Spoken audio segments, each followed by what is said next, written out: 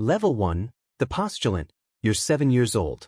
The convent gates close behind you with a deep echo that rolls across the stone courtyard. Your father stands beside his horse, speaking quietly with the Mother Superior. He does not look at you very often. Not because he does not care, but because if he does, he might take you home. But you're not going home. Not tonight. Not next week. Not for years. In this world, that is not a punishment. It is an honor. Your father spent everything he had to place you here. Favors called in, debts owed, promises made, all for a single opportunity to put his daughter in the household of a powerful God. Most girls never leave the village where they were born. They plow the same fields their mothers did. They marry the same boys they grew up beside. They die within a few miles of where their lives began. But not you. You're being shaped for something else. A novice mistress hands you a brown wool habit and a narrow cell in the dormitory. Your new life begins immediately. You pour water during meals. Carry messages across the cloister. Stand silently against the walls while senior nuns whisper about prayers, penance, visions, and sacrifice. You are invisible, but invisible people hear everything. You watch the choir nuns in the chapel. The way they move. The way postulants step aside when they walk past. Holiness follows them like a shadow. You want that holiness more than sleep, more than comfort. The Mother Superior oversees your formation. She corrects your posture, your silence, your prayer manner. You learn chant. You learn meditation. You learn the rule because the rule teaches patience and sacrifice. Sometimes the most beloved attachment must be surrendered to grow. The convent chaplain teaches you the saints. Holy Scripture. You learn to read and pray. Skills most peasants will never possess. But you are not here to become a scholar. You are here to become a bride of Christ. Your spare hours belong to labor. Scrubbing floors, weeding the garden, washing linens until your hands bleed. The mistress of novices watches quietly, always watching, deciding which girls have a true vocation and which ones will be sent home. Some postulants break. They cry for their mothers. They fail their observances. One morning, their cells are empty. Their dream ended before it began. You watch them leave and promise yourself one thing. You will never be one of them because you have seen what saints become, and you want that grace more than anything. Level 2, the novice. 7 winters pass. You are 14. Your voice has deepened in prayer. Your spirit has hardened. Today you're assigned to a spiritual director. Sister Agnes, a veteran of 3 brutal decades of contemplative life. A scar from self-denial runs from her temple to her jaw. She studies you silently, then nods once. From this moment forward, you belong to God through her. You wake before sunrise every day. Your first duty is preparing the chapel. Polishing the brass until it shines like glass. Checking the altar cloths. Repairing worn vestments because weak devotion means a dead soul. You serve the senior nuns. Senior nuns are not gentle women. They correct, they test, they humble the prideful. Sister Agnes's mentor was called the Hammer.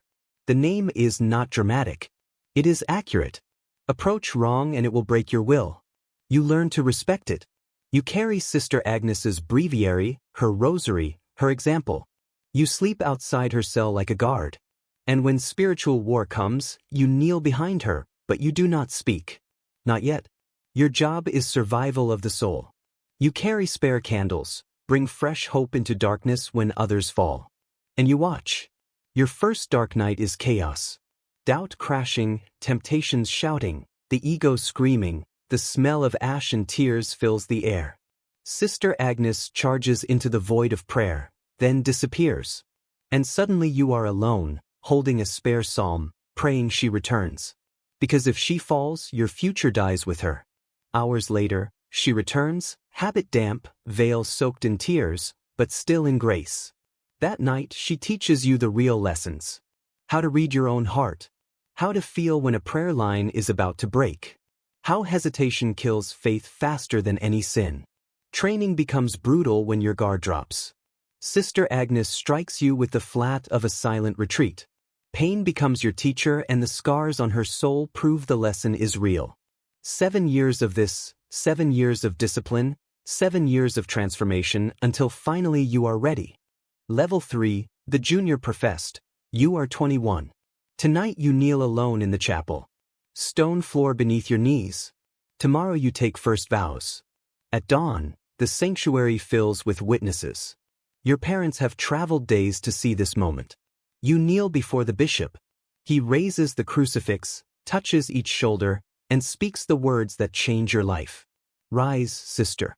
Suddenly, you belong to the consecrated elite. But there is a problem. You own nothing. No dowry, no cell of your own, no income. You are a junior professed, a landless bride. You survive by surrendering your will. You labor in obscurity. Just quiet obediences where dozens of anonymous tasks await. Dreams die in these humble acts, but surrender brings peace and humility. The abbess watches from the cloister, searching for souls worth deepening. So every chore becomes a prayer. Sometimes you let a senior sister take credit because her example may guide you later. Humility governs everything, even aspiration. You wander from duty to duty, building your interior life. But this is the most dangerous stage because one serious doubt, one wounded pride, and your vocation ends instantly. Many sisters disappear this way. Anonymous, forgotten. You refuse that fate. Level 4, none of the household. One day, the abbess notices you. Maybe you saved a sick sister's life through nursing. Maybe you impressed her during a long Lent. Maybe you simply proved obedient when others complained. She offers you a place in the inner community. You accept immediately. Now you have stability, a fixed cell, regular meals, a small stipend for alms. In exchange, you belong to the order. When she prays, you pray. When she fasts, you fast. You teach the younger sisters. Guard the enclosure. Stand behind her during negotiations with the bishop. A silent promise of fidelity if authority wavers. The choir nuns become your sisters. You eat together, pray together, labor together. You know these women would die for you because you would die for them.